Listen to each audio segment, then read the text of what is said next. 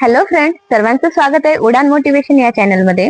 तर आजचा आपला विषय असा आहे की सायन्स, कॉमर्स आणि आर्ट यापैकी काय निवडायचे। तर निवडलात तर शंका आहे।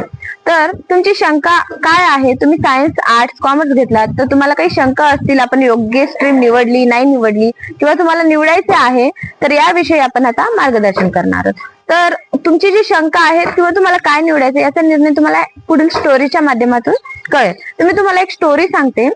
तर 3 मित्र होते, ते हल्लीच 10वी पास आउट झालेले होते, पण आणि तिघांना पण चांगले गुण होते, आणि मेन म्हणजे तिघांना सारखेच गुण होते, ते म्हणजे 95%, सॉरी 95%। तिघांना पण सारखेच गुण होते आणि मित्र अशी घट्ट मैत्री होती तिघांमध्ये।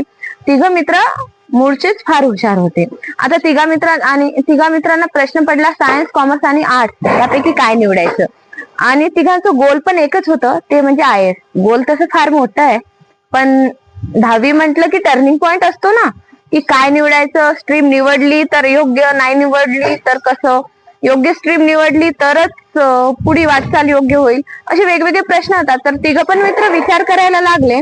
तर पहिल्या मित्राने विचार केला, आपल्याला 95% आहेत, एवढे जास्त गुण आहेत, कॉमर्स आणि आर्ट्स घेतलं तर लोक आपल्याला काय म्हणतील, आपल्याला कमी दर्जाचे लेखतील, आणि तसं पण सायन्स मध्ये फार स्कोप आहे, सायन्स मध्ये फार ऑप्शन आहेत, असा विचार करत पहिल्या मित्राने सायन्स घेण्याचा निश्चय केला। दुसरा मित्र विचार करत होता, आपल्याला आपल्याला डॉक्टर किंवा इंजिनियर या दोन्हीच्या भानगडीत पडायचं नाहीये, आपल्याला या दोन्हीमध्ये इंटरेस्ट नाहीये, आणि डॉक्टर आणि इंजिनियर याच्याशी रिलेटेड कोणत्याही स्ट्रीम मध्ये आपल्याला जायचं नाही, त्यामुळे सायन्सच्या भानगडीत पडायलाच नको। आणि जर UPSC मध्ये जर सक्सेस नाही आलं तर ऑप्शन बी असायला हवा असं त्याचं म्हणणं होतं खरी, पण आर्थिक परिस्थितीचा विचार करत त्याला पार्ट टाइम जॉब पण करायची होती, त्यामुळे दुसऱ्या मित्राने कॉमर्स घेण्याचा निश्चय केला। आता वेळ येते तिसऱ्या मित्राची। तिसऱ्या मित्राने जास्त काही विचार केला नाही, तिसऱ्या मित्राने फक्त एक विचार केला, मला IAS व्हायचंय। तिसऱ्या मित्राचा एकच विचार होता, मला IAS व्हायचंय। त्याने इतकाच विचार केला आणि मागचा पुढचा न विचार करता त्याने आर्ट्स घेण्याचा निर्णय घेतला। असा विचार करत अशा प्रकारे 2 वर्ष उलटली। तिन्ही मित्रांची 12वी झाली, तिघे पण 12वी उत्तीर्ण झाले, पण यावेळी तिघांना पर्सेंटेज सारखे नव्हते। सायन्सवाल्या मित्राला 65%, कॉमर्सवाल्या मित्राला 70%, तर आर्ट्सवाल्या मित्राला होते 80%। आता इथे सायन्सवाल्या मित्राचं उत्तर काय होतं, तुमचं कॉमर्स आणि आर्ट्स हे माझ्यापेक्षा सोपं असतं, माझं सायन्स जे आहे ते अवघड असतं, त्यामुळे मला कमी पर्सेंटेज आले। पण दोन्ही मित्रांनी त्यावर काही उत्तर नाही दिलं, त्यांनी गोष्ट तिथं सोडली। नंतर त्यांचा पुढचं स्ट्रगल सुरू झालं। पण या 2 वर्षाच्या काळात एक गोष्ट बदलली, ते म्हणजे सायन्स आणि कॉमर्सच्या मित्राचं गोल बदललं। त्यांचं आपल्या IAS या गोलवरचं फोकस हटलं, आणि ते ज्या स्ट्रीम मध्ये होते त्या स्ट्रीमशी रिलेटेड त्यांचं नवीन गोल ठरलं। म्हणजे सायन्सच्या मित्राने नीटकडे वळण्याचा निर्णय घेतला, आणि कॉमर्सच्या मित्राने CA कडे वळण्याचा निर्णय घेतला। तर अशा प्रकारे त्यांचा ग्रॅज्युएशनचा काळ होता।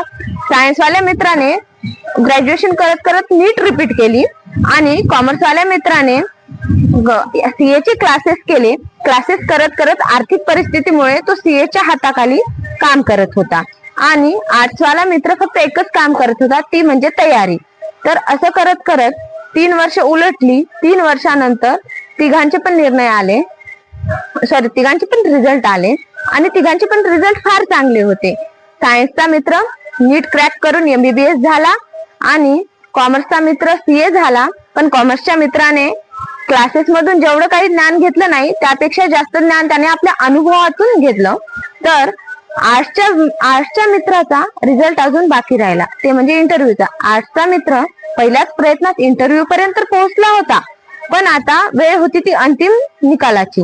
दोन्ही मित्रांना आपल्या मित्राच्या रिझल्टची उत्सुकता होती, पण आर्ट्सचा मित्र पहिल्याच प्रयत्नात इंटरव्ह्यू पर्यंत पोहोचला होता।